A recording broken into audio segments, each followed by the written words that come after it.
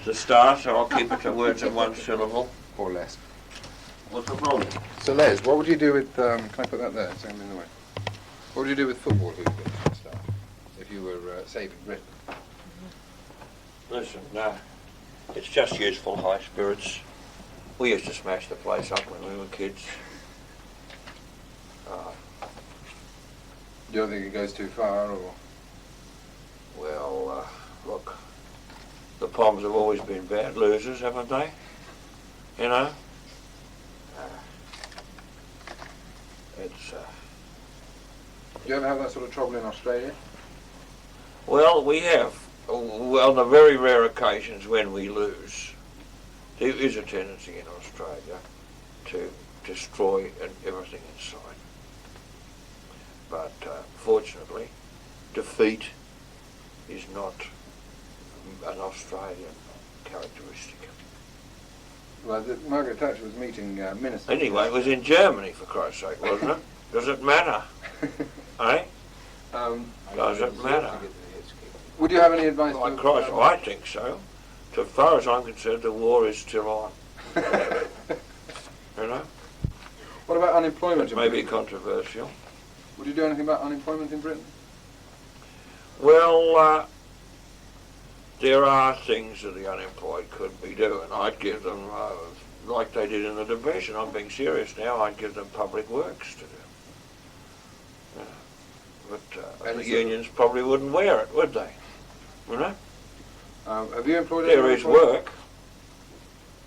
There is always work. The devil finds work for idle hands, as my old semi-Irish mother used to say. When she caught me with both of them under the bedpost. You know? Where they still spend a certain amount of time. Shaking. I frequently shake hands with the unemployed every time I go to the toilet. Fashion, you're a doyen of high fashion yourself. No, I'm not. I'm a very casual dresser. We Australians are. But I have to be a stickler for formality. So you see me at the moment wearing a mauve ruffled shirt, which are de rigueur in Australia. I don't think you better print that in the Star. They don't know what you're talking about. But these have just come in Australia. The ruffled shirt and the highly fashionable platform sole. You know, with a wedgie sort of platform, you know. What do you think about ladies' fashion, miniskirts? The flared trouser is a new thing in Australia. Has it come here yet?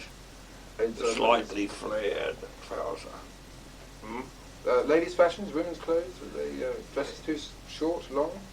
Well, they're never too short for my liking, depending on the horn bag who wears them. I like a woman really with legs going up to her armpits, or preferably legs wrapped around my armpits. Legs coming up to my armpits really appeals to me.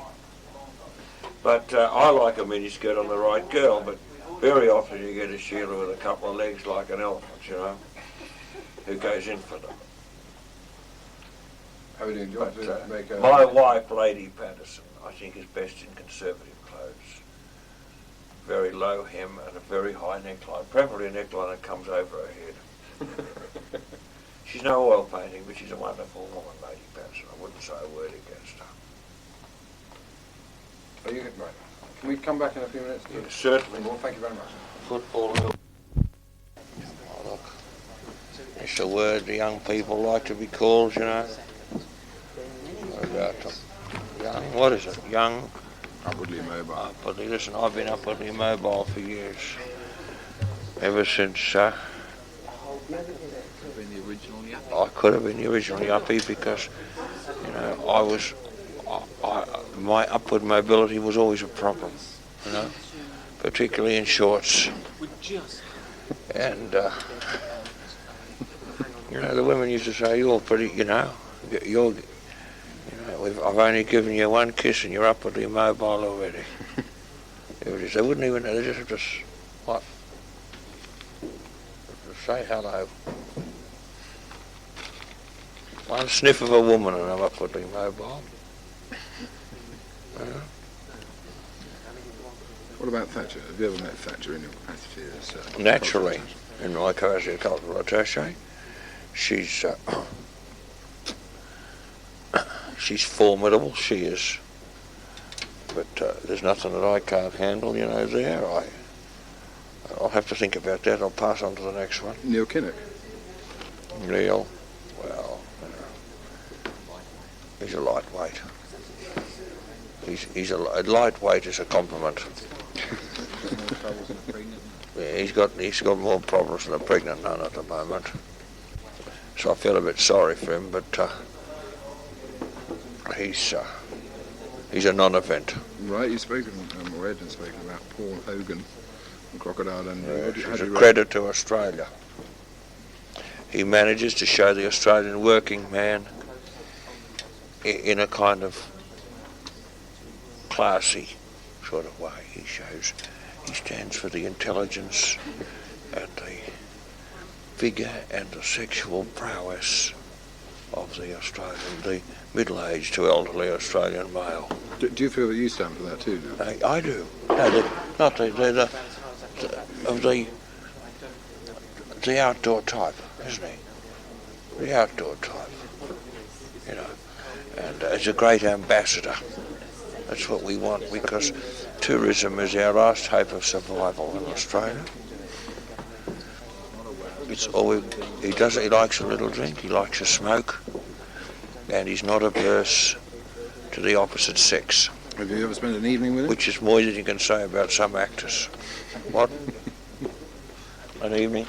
We've had a few grogs together, What about Neighbours, that sort of thing? Do you catch Neighbours? Neighbours is a very truthful picture of Australian life. Just like Cell Block H, is it? Prisoner in Cell Block H gives a very good idea of our penal arrangements and the high incidence of lesbianism in Australia.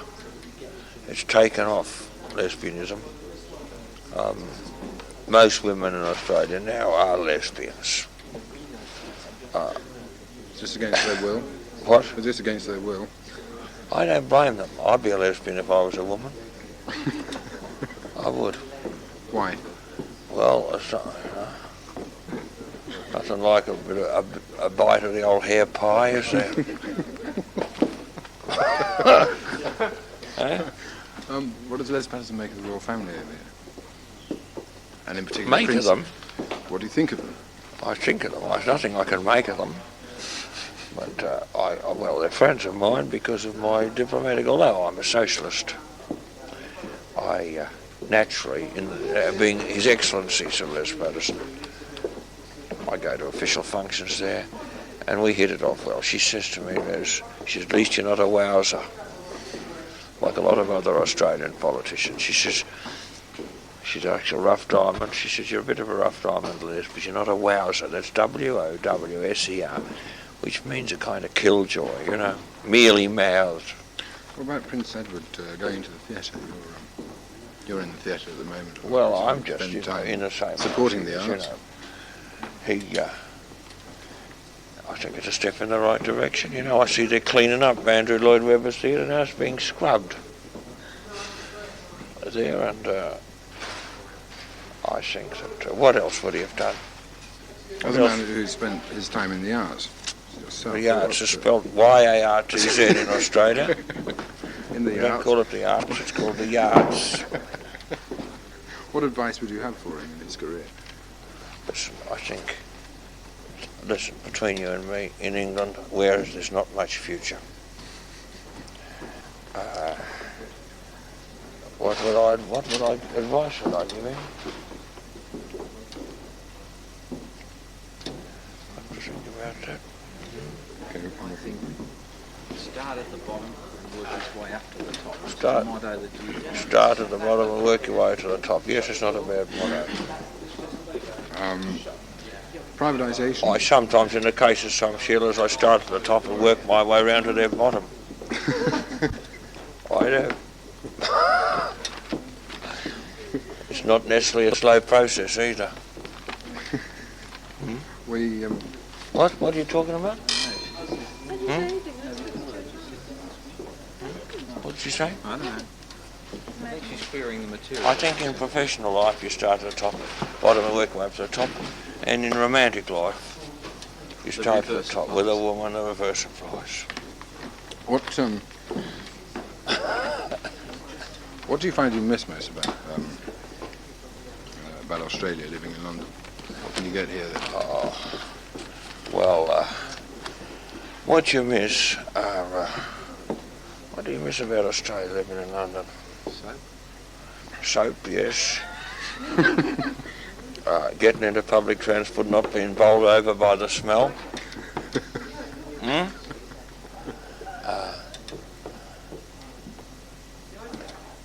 Finding people in the office, and not out at lunch, you know.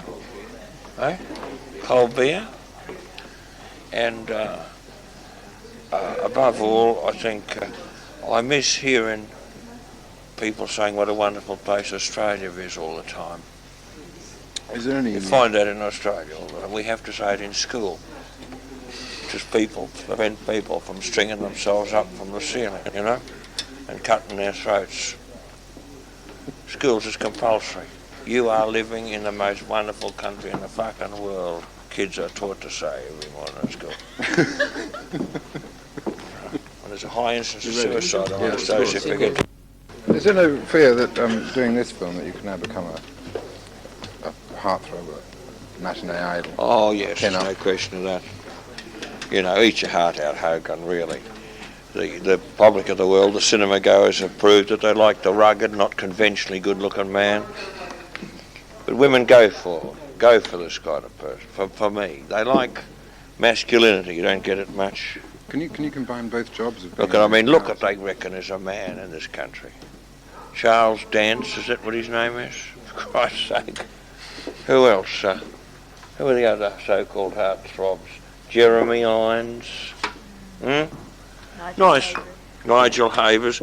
Nice little blokes, but fundamentally, you know, I won't say the word poofter, but fundamentally, the pansy type, you know? The non-practicing pansy. You know? Yeah. And I'll tell you what. What about since the old Wigmore Club closed, of course, you know, a lot of us are now out there, you know, looking for British women. You know, looking for what? Since the rub and tug shops of the West End have temporarily closed down, you know, we're all walking around with a bottle of baby oil in our pockets. Looking for women with a bit of massage experience, you know. But I find British women very conservative in that area, you know. When you've been through Bangkok like I have. Oh, I just found it in my pocket here. Who is that? Paulie Gates. Oh, she gave me her address.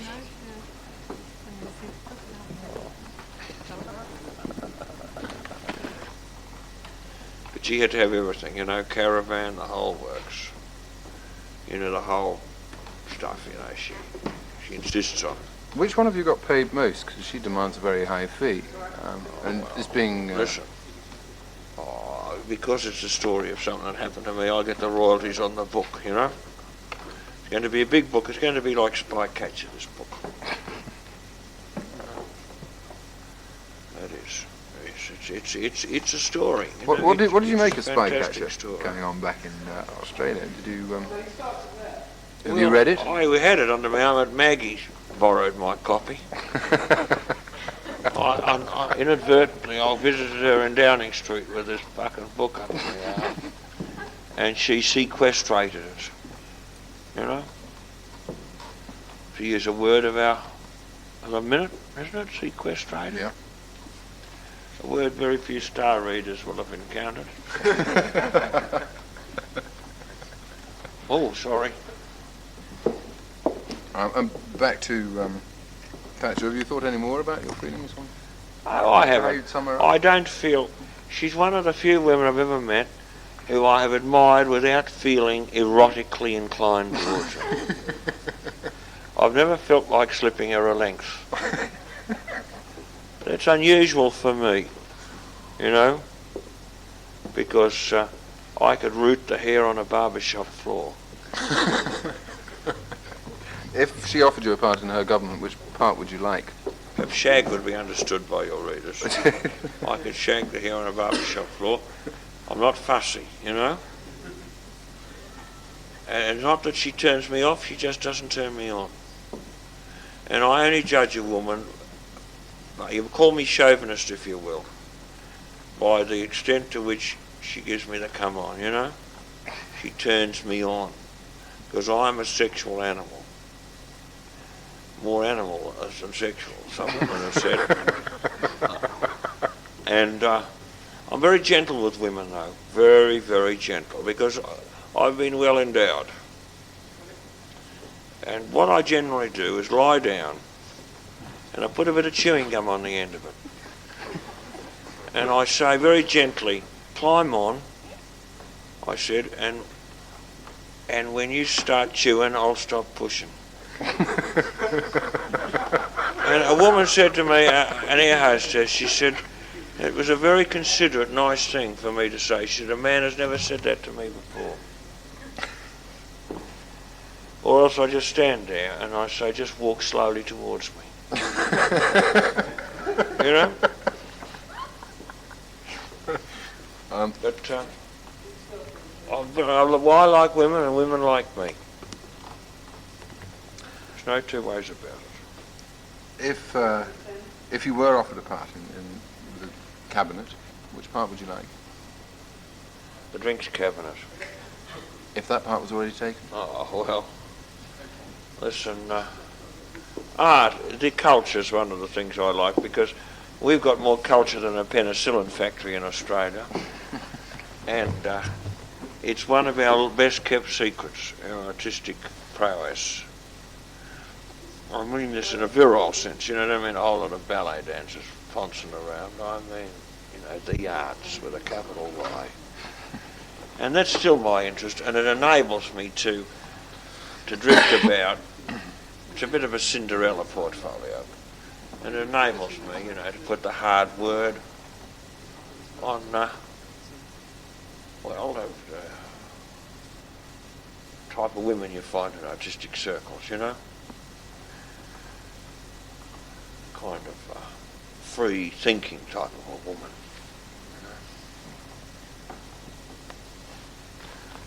What are your feelings about nuclear war, armaments? Well, You ready? Yep, sure. You're a nutty dresser and you've met a lot of diplomats. Have you ever been criticised for your dress? no, people are surprised to see an Australian diplomat so well dressed. Have you ever been to Savile Row and had a... No, most Australian politicians go to tailors in Singapore and Hong Kong, where they can make the suit in half an hour. And we always have a few of the same, because official functions can get a bit rough. Sometimes you need to change your trousers about 3 times in one evening.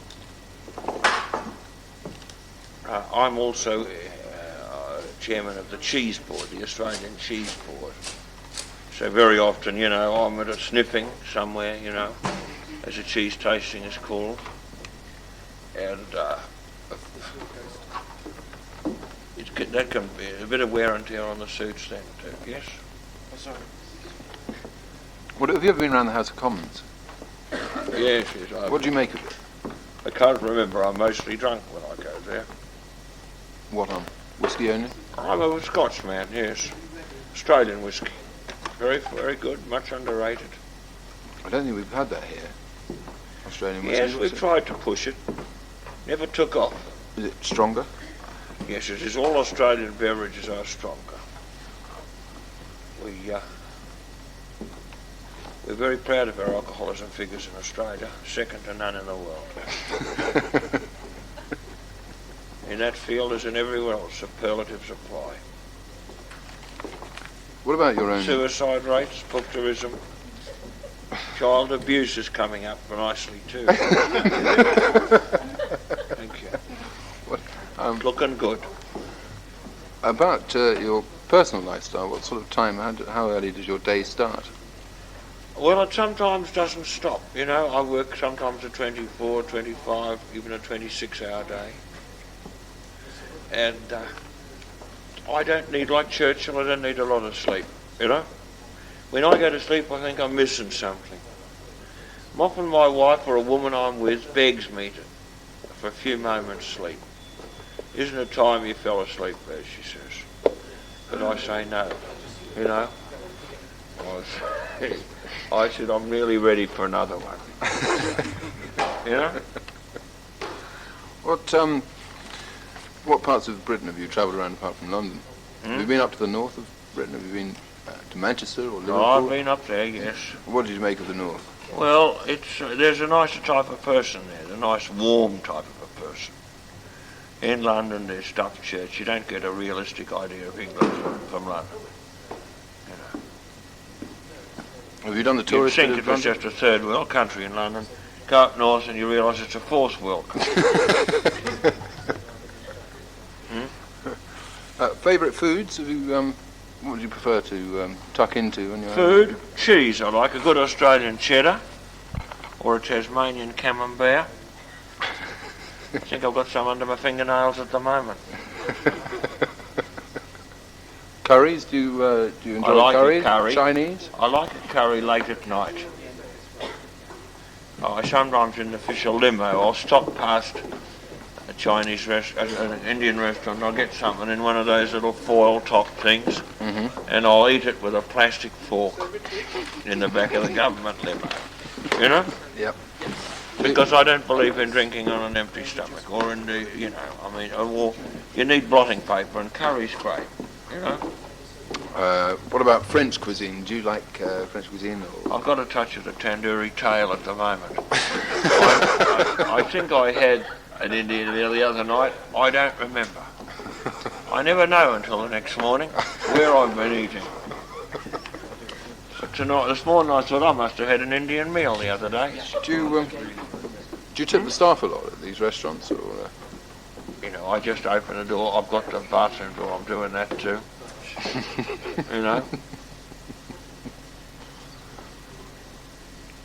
Do I what? Do you tip well over here in restaurants? No, I don't. We don't tip in Australia.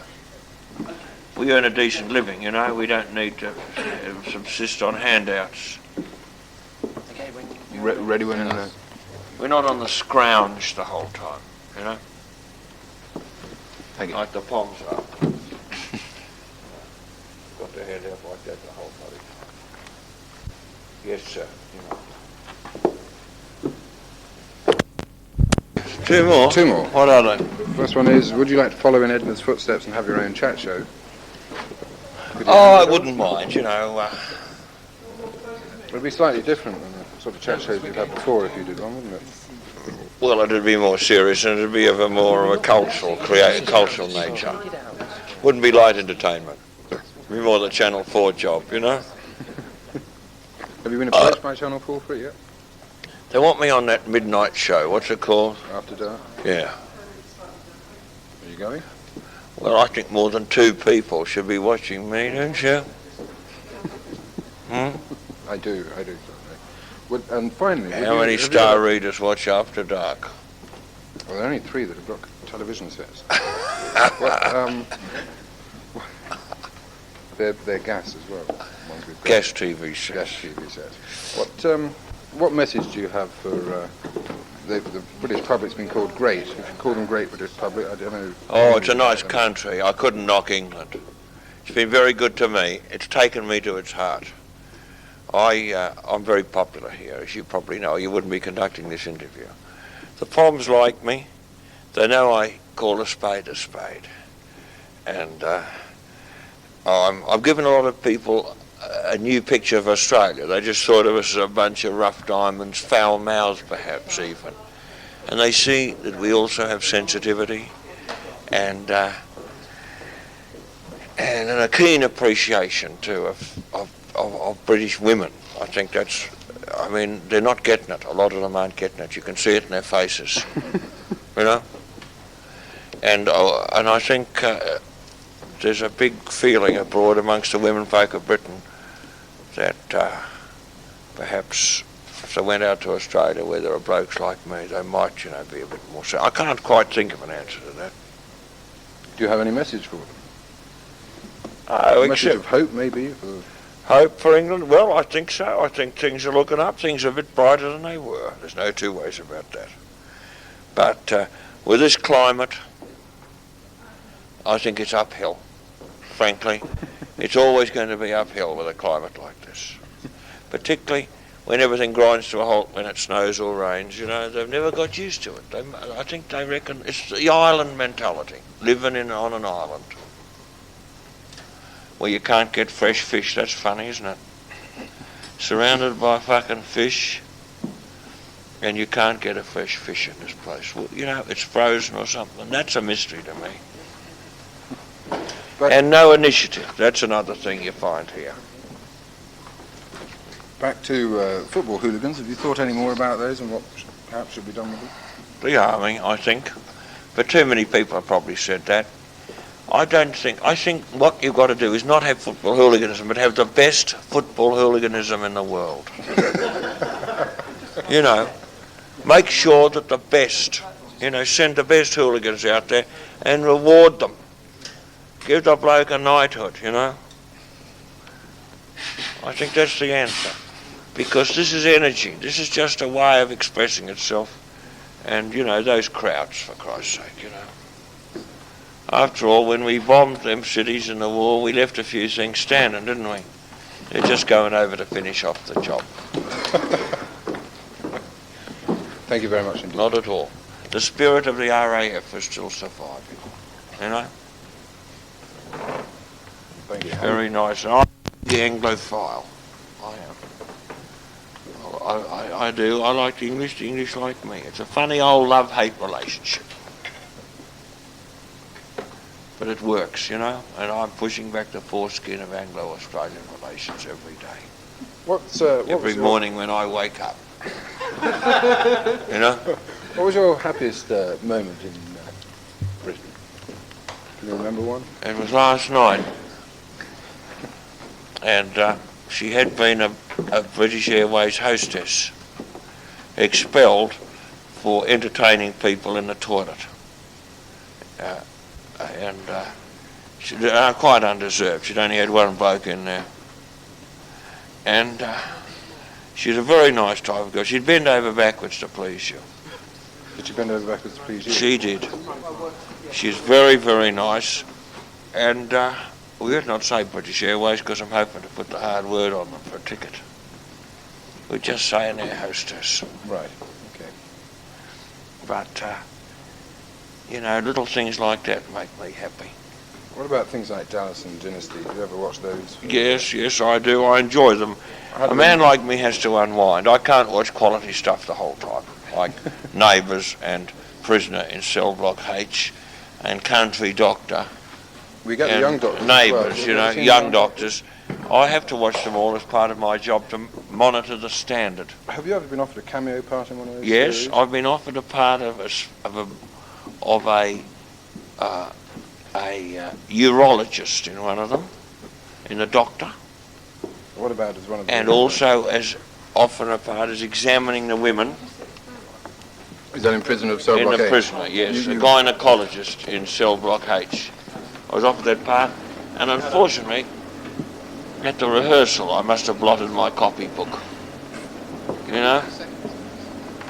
Because you didn't get the part, presumably. I slipped on an old marigold glove with a bit of Vaseline, you know, and the actress was a bit of an old, you know, a lezo, and a bit of a ball breaker. She disapproved very strongly of me, and she reported me to Actors Equity. If any woman would call over broken glass to me, give them a taste of the old marigold, 2 fingers of the old marigold. It's true. No worries. Old Frank Boff's a mate of mine too. I knew him when all he used to sniff was the barmaid's apron. That's how far back we go. Thank you. Thank you very much. I think it's sad though, England, you know, it's a hypocritical bloody country when you think of it. Old Oscar Wilde was pinched, wasn't he, for pillow biting and shirt lifting back in the Middle Ages, and how much have things changed, you know? Are you Some bloke, you can still get your whole life ruined, can't you, for obeying the dictates of the pajama python. Hey? Things have not changed in this country. The frogs would laugh at us, a race I detest, but they would laugh at us for this. They wouldn't understand it.